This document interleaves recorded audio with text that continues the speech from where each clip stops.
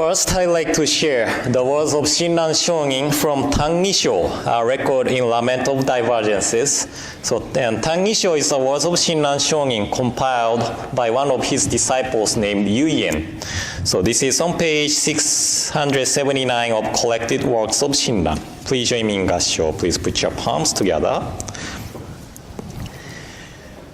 Foolish being, full of blind passions in this fleeting world, this burning house, all matters without exception are empty and false, totally without truth and sincerity. The Nembutsu alone is true and real. Namo Amida Butsu. Namo Amida Butsu. Namo Amida Butsu. Namman Dabutsu. Namman. Good morning, everyone, and welcome to today's service. I just came back from a 1 night, 3-day trip to Japan. I left here January 31st, Thursday, came back last night. So I don't know, it's 3 a.m. in Japan.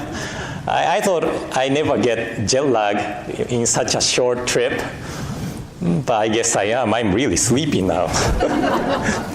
And when I was in Japan, I was staying at a hotel with so many tourists from different countries speaking English. So I felt like I traveled to someplace, different cities in the United States, you know. One night, 3 days trip. Don't do it. Yeah, you get tired and sleepy. But anyway, the word I shared at the beginning is the word of Shinran Shōnin from Tangisho. And Shinran Shōnin studied Tendai School of Buddhism in Mount Hiei for 20 years, since he was 9 years old. So although he left Mount Hiei and he did not rely on the teaching of the Lotus Sutra, which is the sutra Tendai School relies on, all the teaching taught in the Lotus Sutra probably stayed in Shinran Shōnin's teaching or Shinran Shōnin's memory. And today's words of Shinran Shōnin came from the parable in the Lotus Sutra. And the parable goes like this. There were a rich man and 3 children. And one day, when the rich man came home, the children were playing in the house that is on fire. The rich person shouted from outside to evacuate from the burning house to the safety. But children were so busy playing that they did not listen. So the rich man taught them again. He prepared toys which children wanted, and he'll give it to them if they come out. And once the children heard that there are better toys outside, they all escaped from burning house to the safety. So this is a parable in the Lotus Sutra. So in this parable, rich man is Buddha, and children are ourselves. The Buddha is teaching us that this world is like burning house. And burning house is often understood as the burning house of desires. But it could be understood as everything is subject of impermanence. You know, it's burning always. But we are now realizing that everything is impermanent. The toy which Buddha prepared in the Lotus Sutra is a teaching of one vehicle, which is a teaching to become a Buddha, or awakened one. And from the viewpoint of the Lotus Sutra, the teaching to become an awakened one is the Lotus Sutra. But from Shinran Shōnin's point of view, that is the teaching of Nembutsu.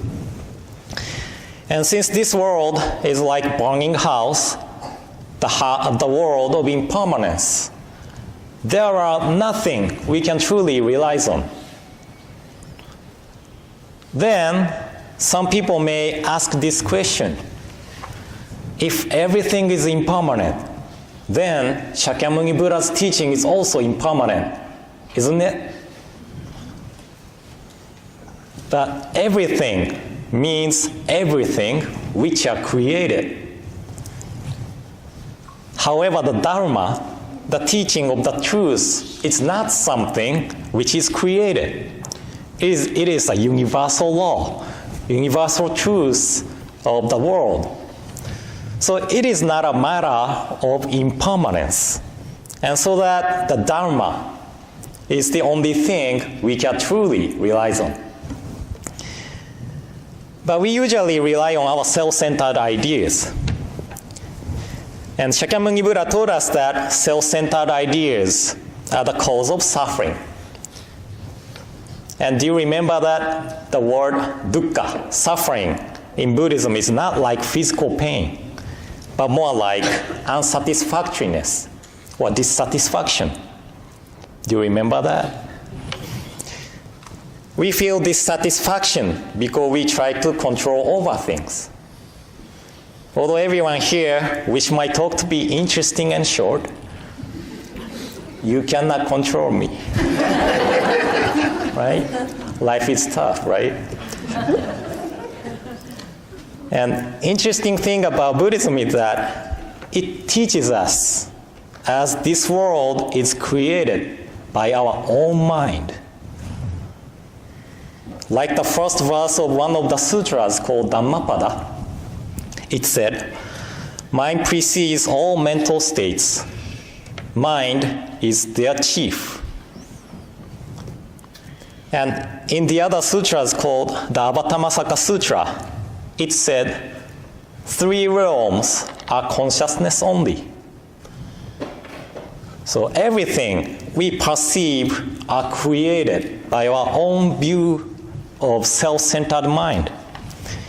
We see impermanent thing as permanent thing.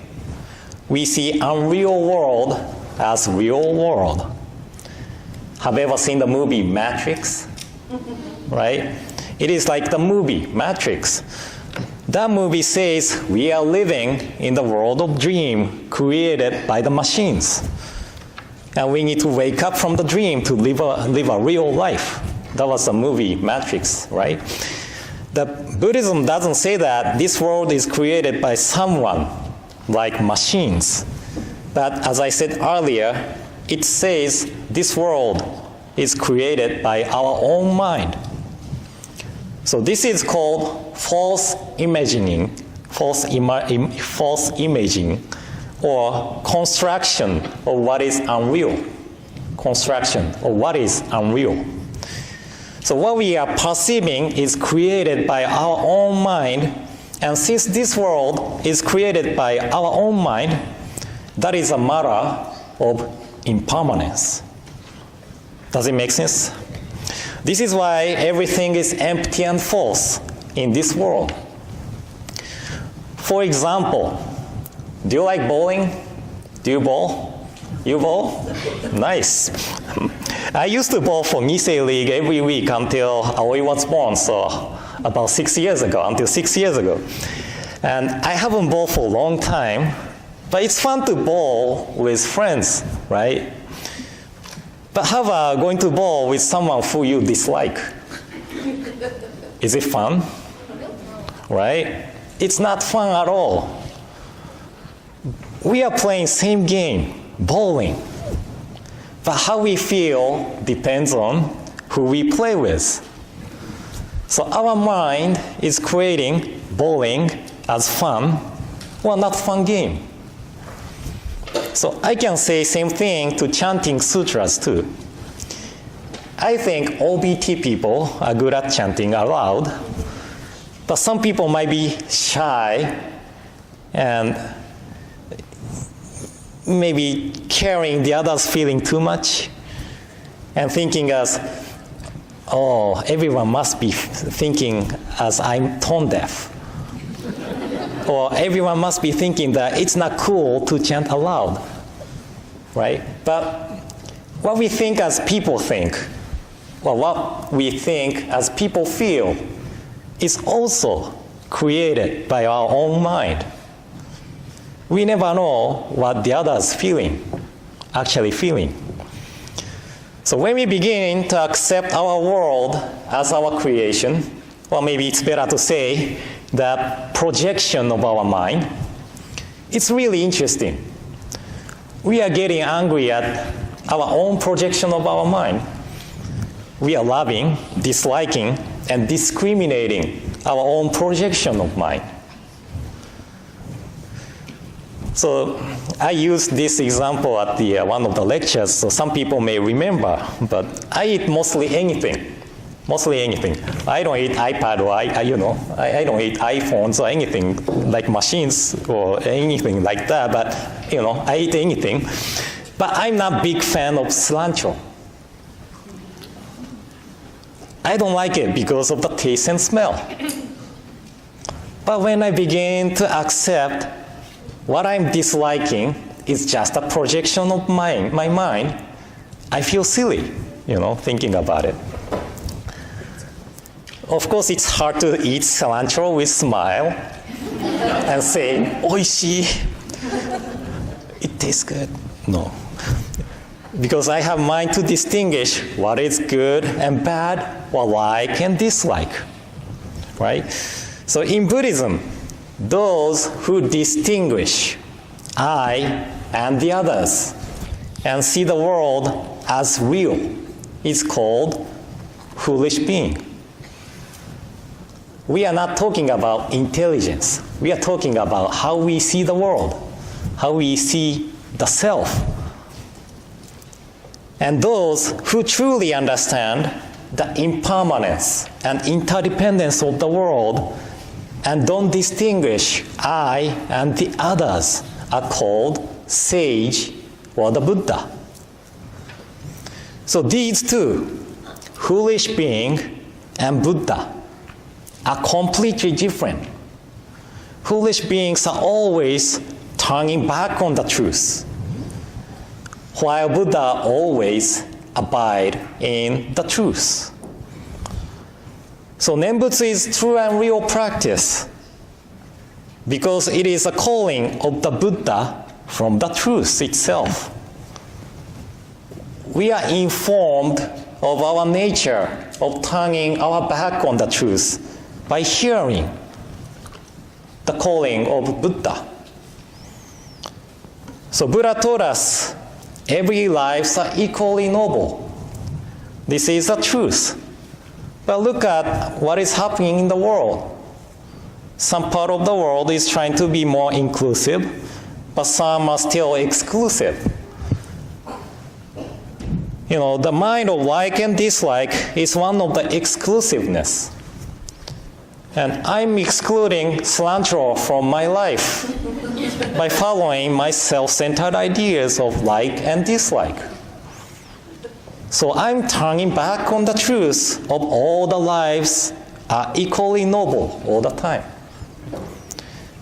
And Shinran Shonin wrote a Wasan poem, and he said, "Seeing the sentient beings of the Nembutsu throughout the worlds, countless as particles in the 10 quarters, the Buddha grasps and never abandons them, and therefore is named Amida." So Shinran Shonin explained the word grasps on the footnote of this Wasan poem and said, once grasped, one is never abandoned. Once grasped, one is never abandoned. It means to pursue and grasps the one who seeks to run away. It means to take in and to receive and embrace. So we all have nature of relying on our self-centered ideas that is empty and false. And Shinran Shonin expressed that nature as the one who seeks to run away. But Amida Buddha, the Buddha of true wisdom, pursues and grasps us and tries to wake us up to the truth as a calling, Namo Amida Butsu. So we are not able to abandon our nature of turning our back on the truth. But by listening to the teaching of Nembutsu, listening to the calling of the Buddha, our mind will be cultivated and become a person who is aware of our true nature and live with gratitude to Amida Buddha for informing us of our true nature. So this is the person of Nembutsu, person who always relies on the Buddha's wisdom. So I hope my talk gave you something to think about. And thank you all for coming today. And in closing, please join me in Gassho. Please put your palms together.